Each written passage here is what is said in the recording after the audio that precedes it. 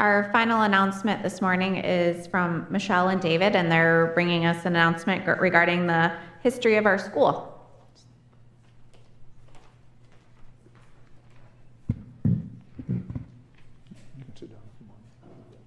Yeah, good morning. We are doing multiple announcements today, lots of good things going on. We are continuing today in our little series of information nuggets about our school. And Michelle and I will be talking here about the history of our school today. Last Sabbath we talked about an upcoming business meeting where we'll be making some major decisions about the future of our school and a new building. And today we are talking about the history. And I've got some slides to show you. Some of these I had fun collecting. Oops, hang on here.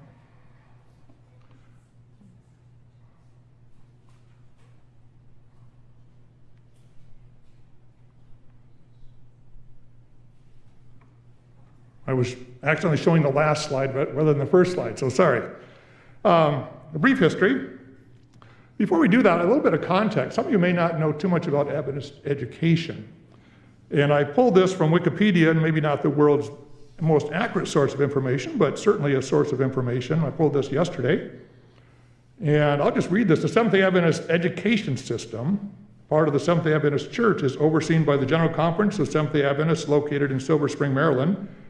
And some interesting statements here. It is considered the largest Protestant education system and second largest Christian education system in the world.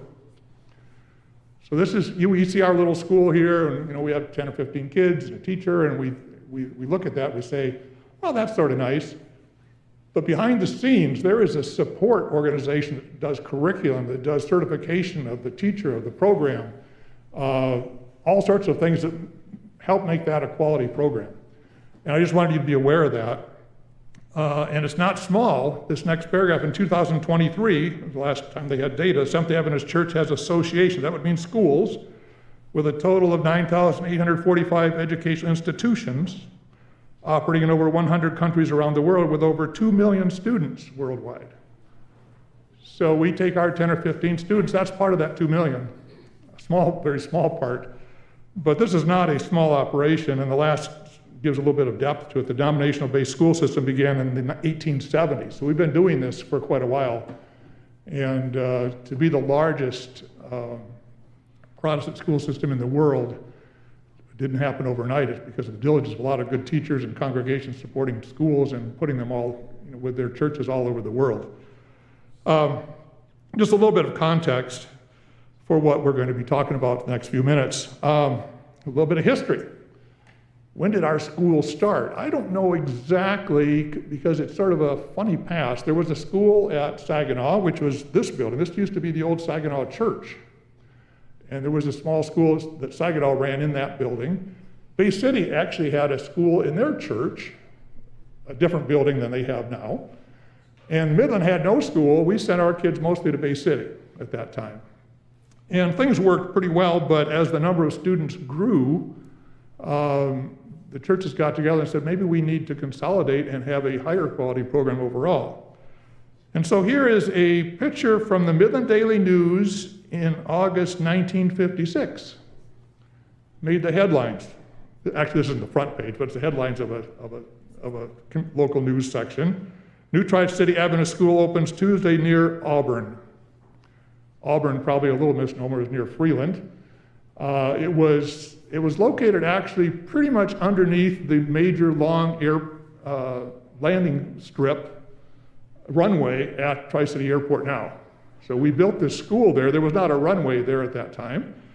And the article goes on to say some interesting things. It says that the school they started construction in June, that there were 50 men who volunteered from the three churches to build this building, and that it was ready for school on September 2. So this building was built in 3 months, and school was started. I find that a little hard to imagine. Here's a picture from Donna Clark. This is what the school looked like. You see there's no grass really in, and a few trees had been planted, but this was the school that was built in 3 months. If you look back at the minutes from from this era, there were some familiar names from Midland that were on the school board. Ardith Tate. Remember, this is back in 1956.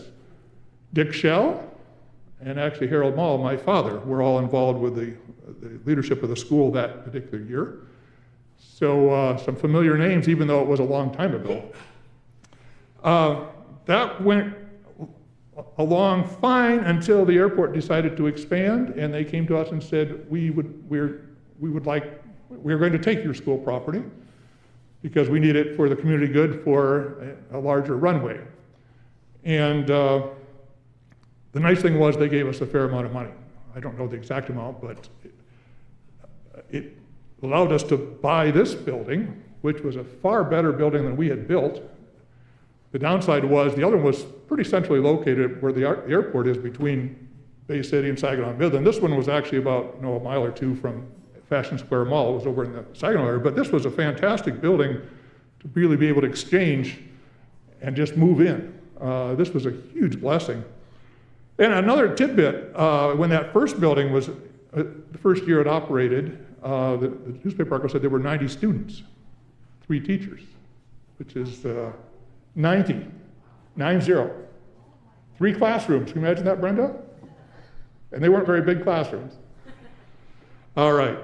So we moved into this school, and the interesting transition, when you look at the minutes, there was a lot of, we actually hired Alden Dow Associates to actually do a site plan for some property we were considering buying at that time. And the minutes didn't talk about all of a sudden this building became available, but the site plan and all the architecture work basically was not needed, and we had a school ready to move into, which I would imagine the people at that time who were saying, oh, how do we transition from a school that's being destroyed to building a school and getting all that done? This was like a miracle, that suddenly this property became available, even though they'd actually made an offer, a proposal to buy some farmland property to build a school.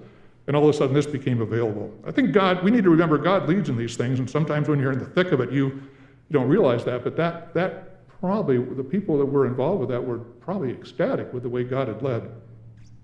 Okay, so we come down to this school, which operated, we moved in 1977 to this school, and we stayed there for a number of years. In the year 2021, that school year was a very critical year for our school.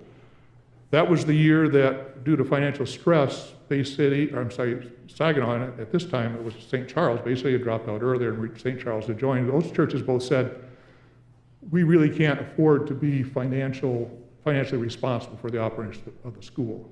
And that, of course, caused a huge decision for Midland. Do we want to shoulder the ultimate total cost? And I have to mention, they have contributed money through tuition and generous just donations, but they haven't signed up for paying the final bill, which we have been doing. To put that in context, at that time, we've had 2 to 3 students, and there were none from Midland. So our Midland church is faced with, are we going to shoulder taking responsibility for that school? And there was a lot of discussion about that. It was not a unanimous vote by any means that we do that, but there was a majority that said, no, we're going to trust the Lord. We're going to move forward with the school. We will take responsibility. We will try to figure out a way to pay for it. And at this time, we were still holding school over in Saginaw. So in May 21, about 5 years ago, miraculously, this property became available. Just at the time we were starting to think about some architecture work for a new school building, this property suddenly magically became available.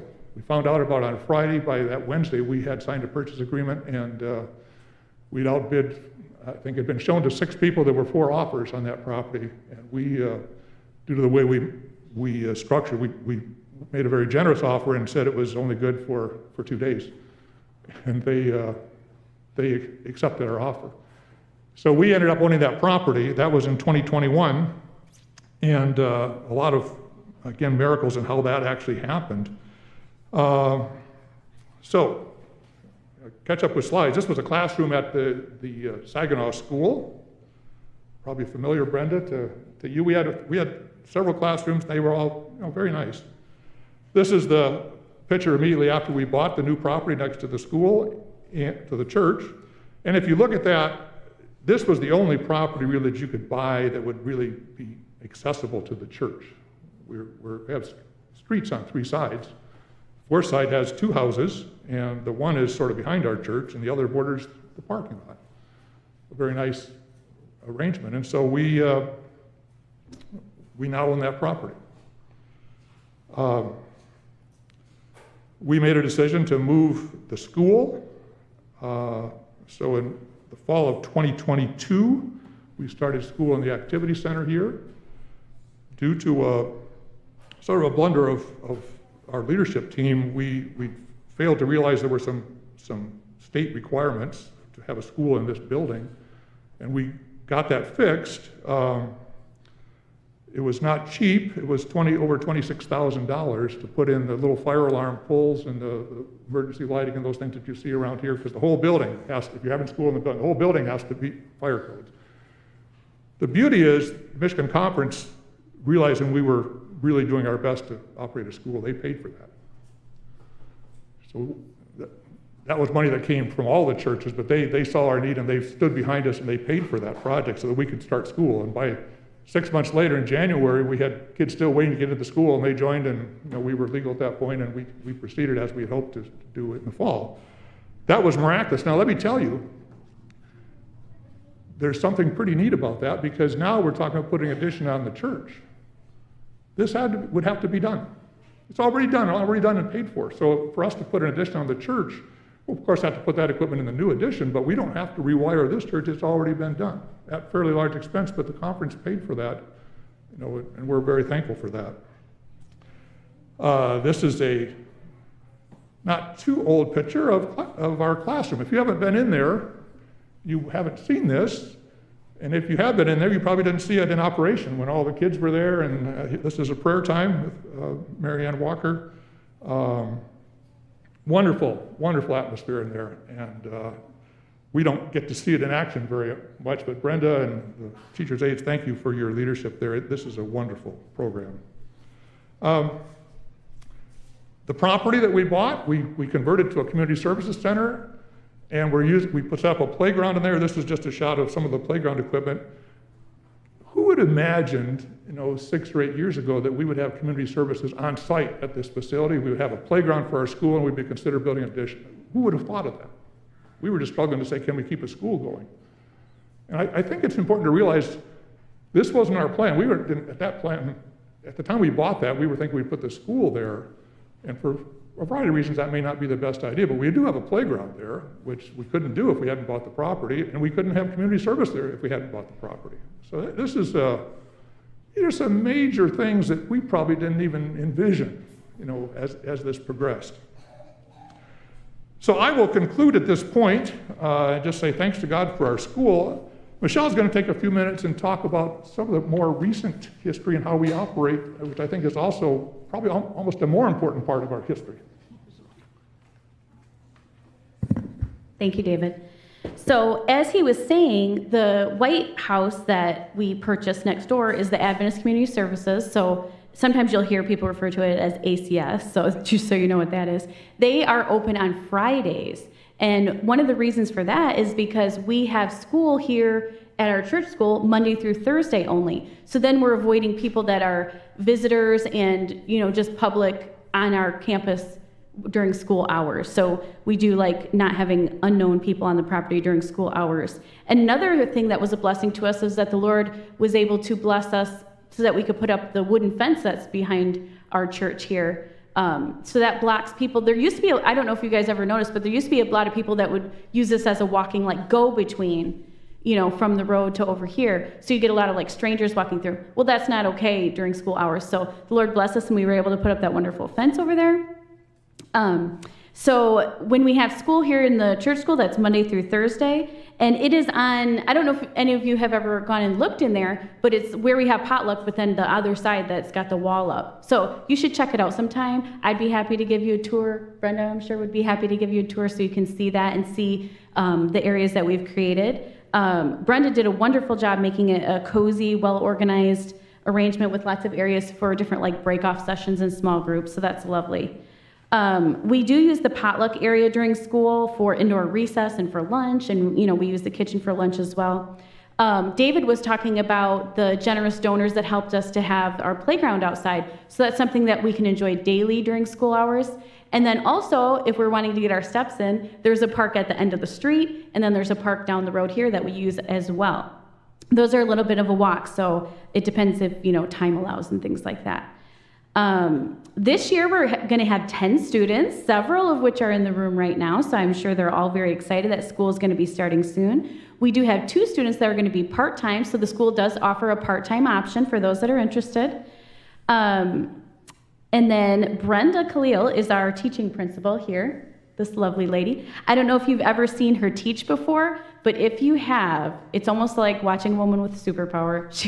She definitely has like a God-given talent to be a teacher, and it makes you sometimes just stop and just stare at her because you're kind of in awe. So if you haven't had the blessing of being able to watch her teach the students, it is a sight to behold for sure. She has a blessing from the Lord. There are 2 teaching assistants because it's really important to have 2 adults in the room at the same time with lots of students in different grades, and we do a lot of like break-off sessions with different grades and things like that. So I am one of the teaching assistants and Miss Audrey Willis. We use the library for some of our break-off sessions for social studies or science, or if we have our standardized testing, as well as the students do a weekly Bible study with Pastor. So that's a lovely opportunity to study the Bible and do like a program that he's picked out for Bible study. And then sometimes we also have Sabbath celebration, either in the library or the sanctuary. Now that's at the end of the school week, something that the students look forward to, where they can prepare and celebrate for Sabbath. Obviously, their school's not in session on Sabbath or not even on Friday, but they prepare at the end of their school week, that they're excited and looking forward to Sabbath, and just praise the Lord for that blessing. And that's really special for the students here in our church, but also for those that maybe don't have a Sabbath celebration at home. That's a chance during the week that they can celebrate Sabbath is coming soon, because if the students are from the community, I'm assuming that's maybe something they don't celebrate at home, so they can celebrate at school at the end of the week. So it's a huge blessing to have the school attached to the church so we can utilize the many blessings from the church. The Lord has definitely been leading and carrying our school throughout so we can still function in our temporary space for the last few years, as David was mentioning. And the Lord is continually blessing us for sure. But most importantly, he's there each day, guiding the staff and students and changing hearts to be more like him. So David and I wanted to talk more about these things today to prepare us for the upcoming business meeting, which is on Friday, August 28th at 6:30. And we'll be making big decisions about the school building projects. We really hope that you'll mark your calendar and you'll be there with us, and you'll be well informed with our little talks that we're having each week so that you can make a well-informed decision on that date. Thank you.